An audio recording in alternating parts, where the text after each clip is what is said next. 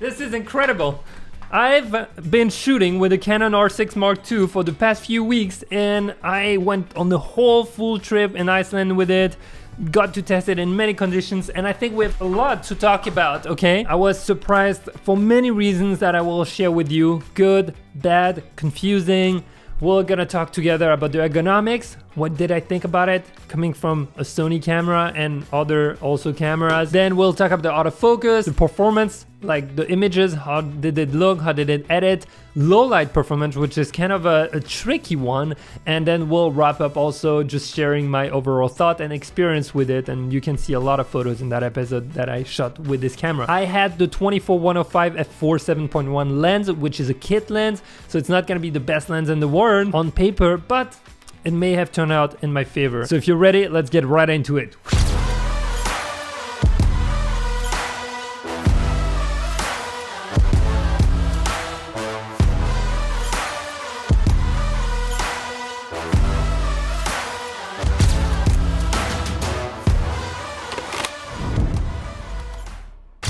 All right, guys, this has been a real surprise. But before that, look at this. How cool does it feel when you print your work? I don't know if you've done it, but please do it. I actually have a really cool sponsor of this video, which is Whitewall. I'll give you a little insight and coupon code after that you can use for printing your images. I just ordered my Iceland photos and I can't wait to see what they're gonna come out with, like how they're gonna look in real life. It's gonna be so exciting. Some of those prints actually were shot with this Canon R6 Mark II, which has been a real surprise. You might have known me for being a Sony guy and shooting mainly Sony around the world. Some of you even thought I was paid by Sony, but no, I had to pay for my gear. No one paid me to shoot Sony, and Canon just gave me $100,000 to only shoot Canon. No, I'm joking. I kind of wish, but that's not the reality of things. So in terms of ergonomics, when I moved from my Sony to the Canon, I did my first and most important test. The one finger test. Do you know the one finger test? Let me know in the comments right now. This is a test that I always do to know if I have a good enough grip on the camera, and I can have a good grip. Now, a lot of people, and maybe you're one of them, don't like the round edges of camera bodies from Canon. The Sony one is a lot more sharp edges, very geometric. The Canon is very rounded, right? It actually felt nice. I didn't mind it. I actually almost love it a little more personally. Feels like softer on my hands. The body also has a different texture than Sony cameras. Honestly, it's good. Now, one thing I noticed over time with the Canon is that they would lose a lot less paint than my Sony camera. So if that's the case for this R6 Mark II, then the camera body is definitely a good point in my opinion. All the buttons, my frustration when I had a Canon 5D Mark II and even the 5D Mark IV with friends when I was shooting with it, was that I felt like I was lacking some buttons, and right now everything's fixed. I mean, there was no problem, but that was my own experience. I have all the buttons. I have my favorite here, the little joystick. I have my aperture right there. We have a little wheel right here that I can use also when I shoot in manual for either the aperture or the shutter speed or the ISO. We have another one right here. So there's enough wheels for you to get around. And on top of that, the flip screen is so nice. I was extremely happy with how responsive it was when I was shooting on the field. This was definitely something that surprised me. I'm not saying it's not responsive on Sony, but it felt a little different. This felt a little more like a phone in a way. Now, there's a few quirks with the autofocus and stuff that I'm gonna talk about in just a second that really threw me off. But in terms of responsiveness and how it felt shooting with the screen itself, that was great. I only felt, and that is very personal, that the back screen is actually a little less bright than on the A1 in sunny mode.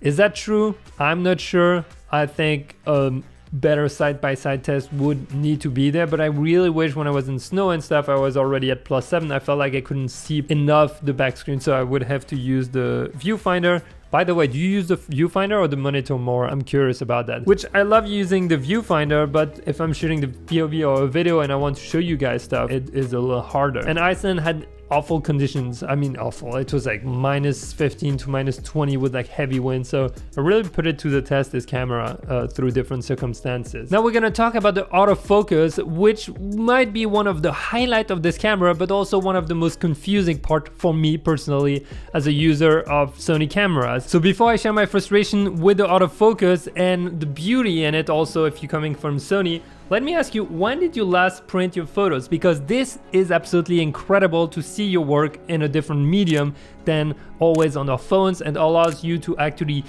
get better, see your photos differently, and also improve on your photography, but also put it on your walls, you know, like all around your home, and really be proud of what you've created. If you haven't printed your images lately or need to do another batch, let me invite you to check out Whitewall, who is a sponsor of this video, but also a company I've been using for years through my own photography and for my clients. And I can tell you one thing is that the quality is amazing. They have a wide range of supports like acrylics, fine art print, canvas, and much more that you can be using. Personally, I love printing on acrylics for anything that wants depth in the image. I'm gonna go for something that is very glossy or something that is matte if it's a darker image that also needs some depth. Also love the fine art paper because it just gives some grain in the image, and those are on fine art paper, and you have a quality of pigments that stays for a very long time. If you've ever seen your parents' photos, they just wash out after a few years, you know, the cheap ones.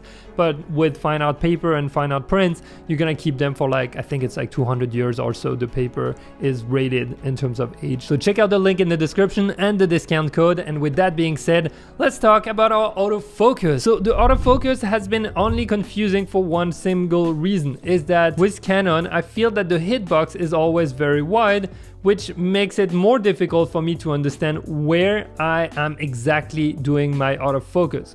The beautiful thing with that autofocus on the R6 Mark II is that it recognizes a bunch of different subjects, whether it's a car, whether it's a person. It was so fast at picking up that subject. It reminded me of the A7R5 and this AI autofocus that would pick up objects. But in the R5, you still had to tell it, hey, pick up only vehicles or pick up only animals, etc. And I never understood why Sony wouldn't let us do that. Like, why do I have to switch between animal and people? You know, I forget all the time. Let me have both and then choose, which you can do on the Canon. You can actually use a little joystick, or I think tap on the screen even, to switch subject and even switch the eye side. Let's say you picked up the right side, the hitbox is on the right side, the focus point, and then it can go to the left side by just the switch of a button, which is super practical, and you can change subjects on the frame. I was blown away by it when I was shooting horses. It performed well, it picked up the animals. Now with the snow, it might have been a little bit tricky because it always like kind of hunts in the snow. I've noticed that it gets lost a little bit, so I had a few blurry images, which turns out very artistic and beautiful.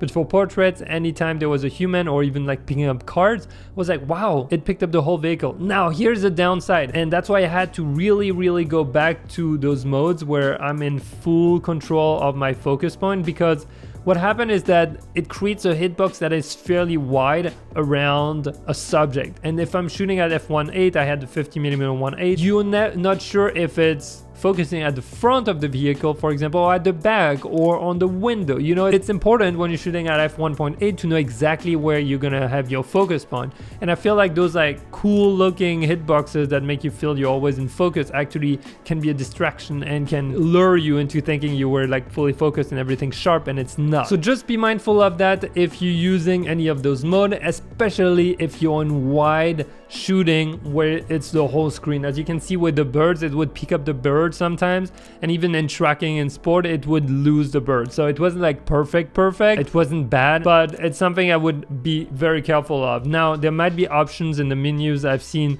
that are very in-depth as to how to tweak better the settings for the autofocus, but that's something I noticed. Also, something I had to disable instantly was exposing for people's faces when they're present in a scene, because then it would throw me off all the time as to how it was exposing my photos. Let's say you're backlit, and instead of something having average between the subject and the background, it's gonna fully expose it for the subject, right? And then it's gonna be very bright, which I don't know, I prefer to do that in post whenever I can. So that was a little surprising, but it's also a good option for some people if you're doing, for example, a lot of portraits or like events where you actually want the person of the face that's fully well lit. Okay, now when it comes to image quality, nothing serious to say. It looks great. A7 IV, R6 Mark II, A1.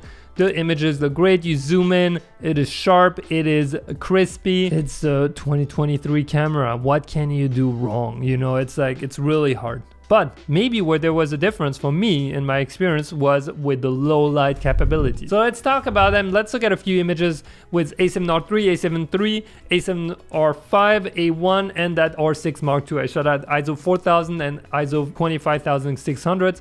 What I noticed is that at 4000, actually the R3 and the 3, I feel handle better low light. The grain looks better, as you can see on your screen. And if I push the exposure to +2, it still looks good on the Sony V3s, but on the Canon I feel like it's slightly more mushy and falls apart a little faster.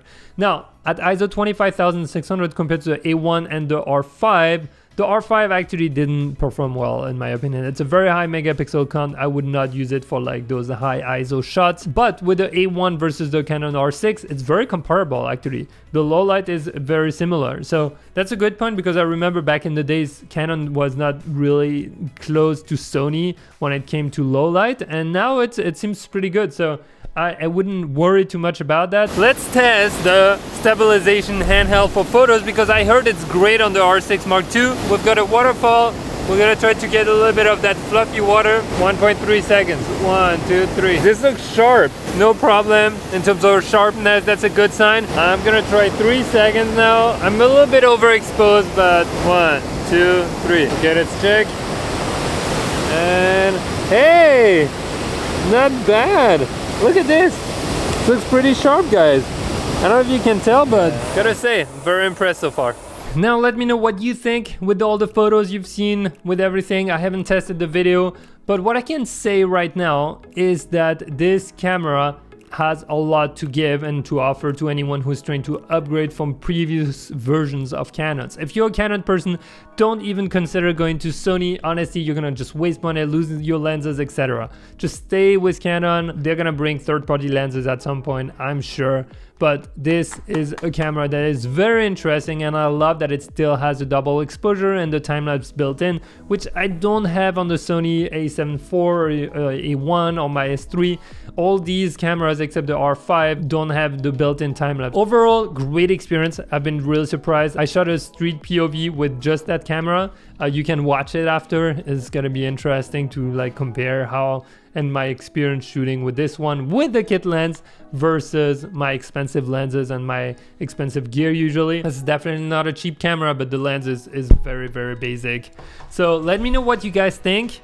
Should we try more Canons? Should I try the R8? But remember, at the end of the day, what happens in your brain is way more important than what happens in your camera, because until now, you're still the one directing the camera, right? We don't have an AI that's shooting for us and doing everything yet. So remember, invest in your skill, change your skills, improve them. They're gonna stay with you for a lifetime. This is gonna stay with you for a few years or months, and then you're gonna feel that it's old. So please, please invest in your skills. There's a million ways you can improve your skills. So I'm super grateful if you decide to do it with me through the 30-day adventure to great photos. Link in the description. Now I'll see you in the next episode. Get out there, go shoot, try something different, try something new. Bye.